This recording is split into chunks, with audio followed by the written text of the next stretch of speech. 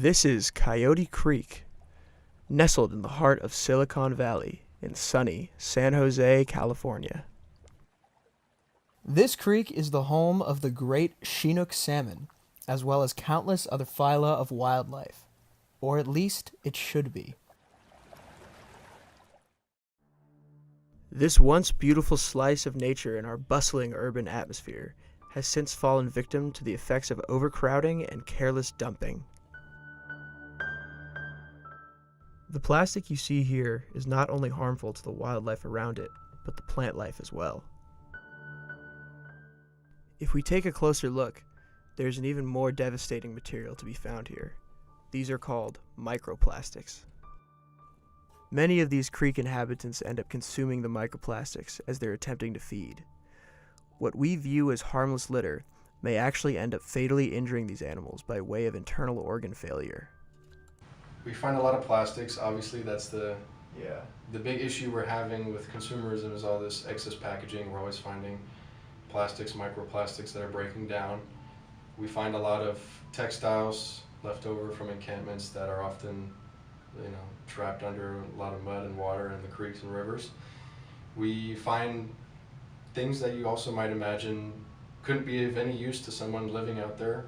Find, some generators, engines, disassembled appliances, things of that nature. Just really everything, a lot of furniture too.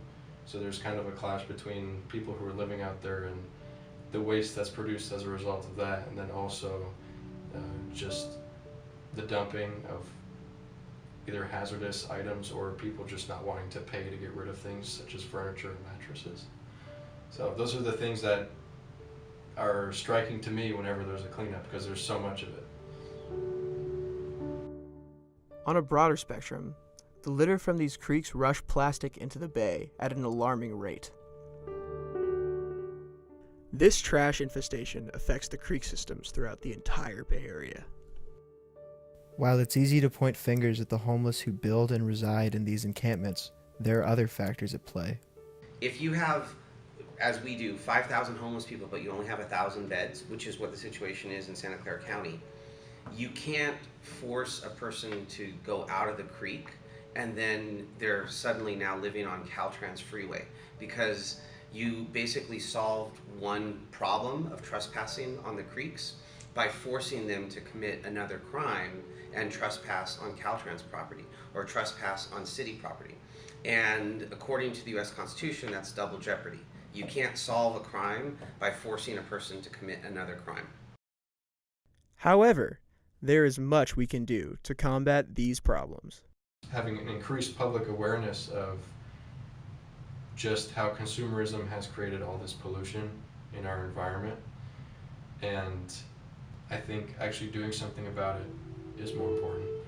So people showing up to cleanups is a lot more valuable to us than a monetary donation, we feel like, because it shows not only that you're willing to come out and do the work and you can see the fruits of your labor with what you pull out, but just that you actually care. When you make a donation online, I feel like you're very desensitized to what impact that has. It's probably going to go to a good place, but you don't get to see the changes that makes, and who knows, it could get, not saying for our organization, but for a lot of organizations where you donate money, it could get ineffectively squandered. That's just how it works. Yeah. So physical change is best activism. Absolutely.